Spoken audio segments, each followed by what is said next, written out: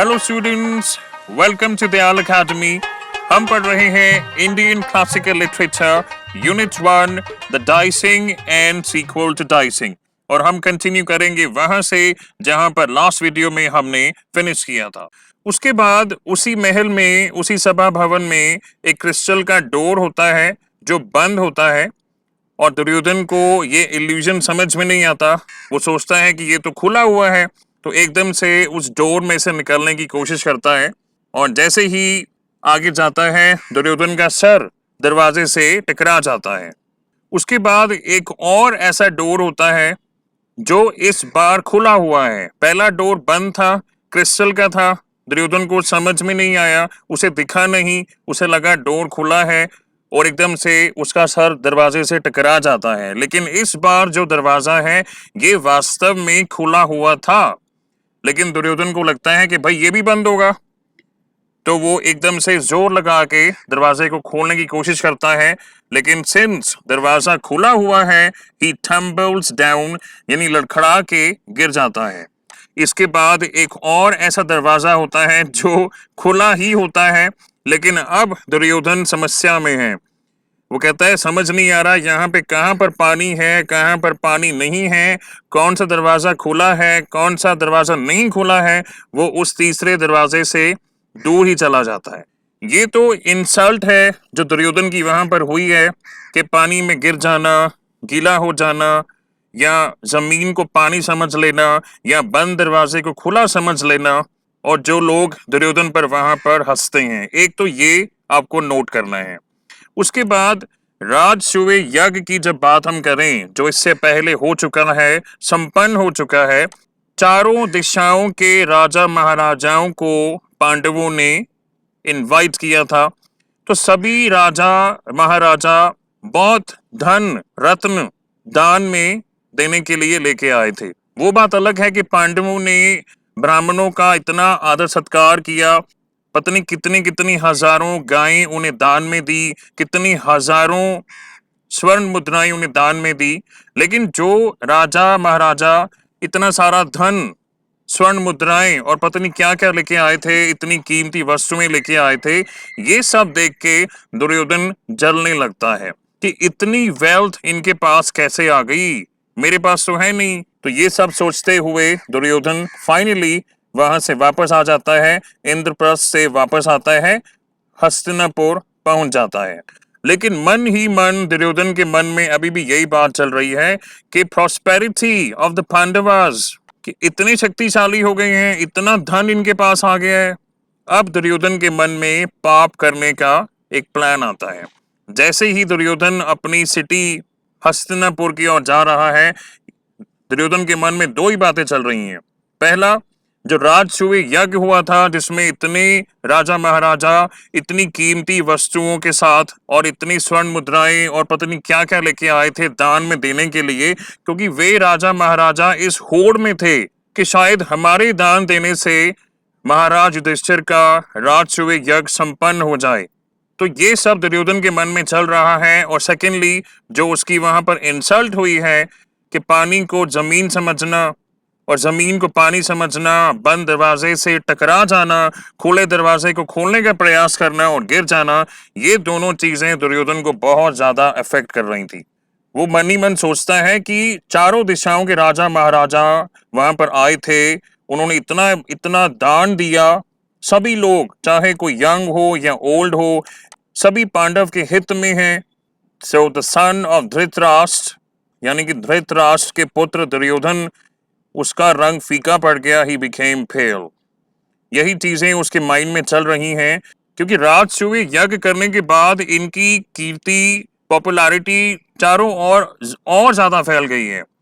युधिष्ठिर राजा महाराजा नहीं, अब सम्राट बन गए हैं। तो ये देखकर दुर्योधन के मामा शकुनी बार बार उससे पूछने का प्रयास करते हैं कि भाई क्या हुआ। अगर आपने टेलीविजन में आई महाभारत एपिसोड्स को देखा हो तो वो कुछ ऐसा बोला करते हैं, अरे भांजे क्या हुआ भांजे। सुवर्व ये शकुनी के पिताजी का नाम है, तो सुवर्व सन मीन्स शकुनी। तो दुर्योधन के मामा जी शकुनी बार बार उसे पूछते हैं कि भाई क्या हुआ, इतने एब्सेंट माइंडेड होके तुम चल रहे हो, क्या बात है, क्या समस्या है, कुछ बताओ तो सही। तो अब दुर्योधन बोलना शुरू करता है कि मामा जी, this whole earth owning the sway of Yudhishthir in consequence of the might of the illustrious Arjun's weapons, and beholding also that sacrifice of the son of Pritha, like unto the sacrifice of Sakra। देखिए सक्र यहाँ पर इंद्र देवता को refer करता है।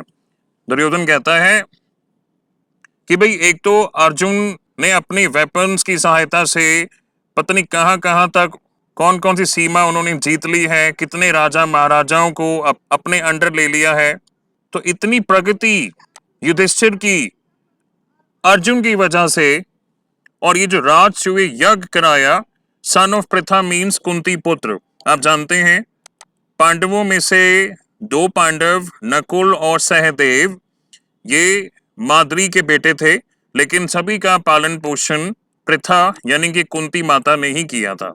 दुर्योधन कहता है कि वो राजसूय यज्ञ ऐसा लग रहा था जैसे जैसे इंद्र देवता ने यज्ञ कराया था। दुर्योधन आगे कहता है कि मैं जेलसी में जलता जा रहा हूं, दिन रात जलन में मैं मर रहा हूं, मेरे अंदर आग लगी हुई है। आग ऐसी लगी हुई है कि जैसे गर्मियों में अगर कहीं थोड़ा सा पानी हो कितनी जल्दी सूख जाता है, ऐसे मेरे अंदर जलन की आग लगी हुई है। उसके बाद उस राजसूय यज्ञ में जब शिशुपाल का वध किया गया, भगवान श्री कृष्ण ने शिशुपाल की माता को ये प्रॉमिस किया था कि इसके 100 पाप मैं माफ करूंगा।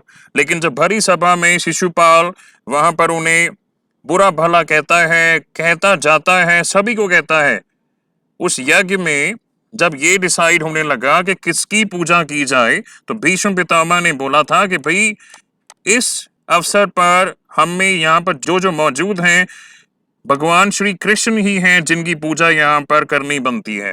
लेकिन शिशुपाल ने सीधा उन्हीं पर अटैक किया था कि अरे तुम इनकी पूजा करोगे, तो और भी बड़ा कुछ बोला था। इवेंचुअली 100 पाप माफ करने के बाद भगवान श्री कृष्ण ने सुदर्शन चक्र चलाया और उसी सभा में, उसी दरबार में शिशुपाल का वध हुआ।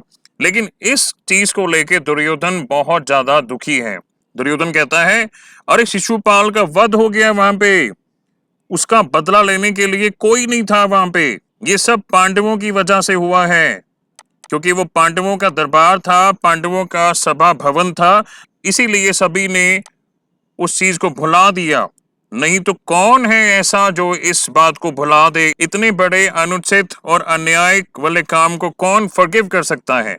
और वापस वही बात बोलने लगता है कि इतने राजा महाराजा वहां पे आए थे, इतनी इतनी वेल्थ लेके आए थे कुंती पुत्र युधिष्ठिर के लिए। कहता है वो तो ऐसे लेके आए थे जैसे कोई व्यापारी जब राजा को कर देता है यानी कि टैक्स पे करता है, ऐसे राजा महाराजा पता नहीं क्या क्या उनके लिए लेके आए थे। तो उनकी इस प्रॉस्पेरिटी वेल्थ को देख के मेरा दिल जल रहा है, जलन की आग में मैं जला जा रहा हूं, हालांकि मुझे जलना नहीं चाहिए।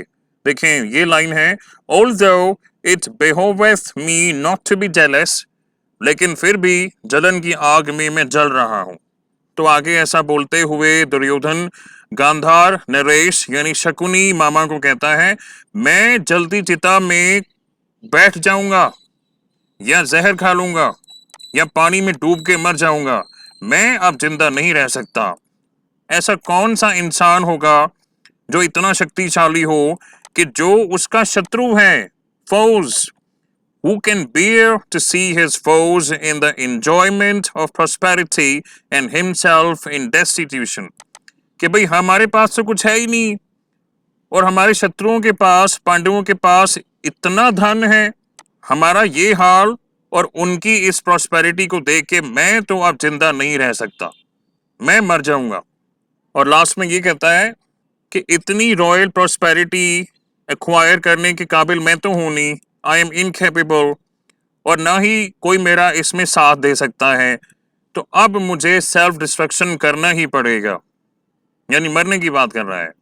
कहता है I regard fate as supreme and exertions fruitless, कि हम कितनी भी कोशिश कर रहे हैं हम उनके लेवल तक पहुंच ही नहीं सकते, शायद हमारी डेस्टिनी में ये लिखा हुआ था। अपने मामा जी को आगे एड्रेस करते हुए बोलता है कि पहले भी मैंने उनके डिस्ट्रक्शन का बहुत प्लान बनाया, बहुत मैंने कोशिशें की, शायद ये लाक्षय ग्रह की बात कर रहे हैं, आप जानते हैं। और भी काफी ऐसे इंसिडेंट्स हुए थे जिसमें दुर्योधन ने हमेशा पांडवों को नुकसान पहुंचाने की कोशिश करी थी, लेकिन मेरे सारे ऐसे एफर्ट्स को फेल करते हुए ये लोग इतने धनी हो गए हैं, इनकी यश और कीर्ति चारों दिशाएं में फैल गई हैं।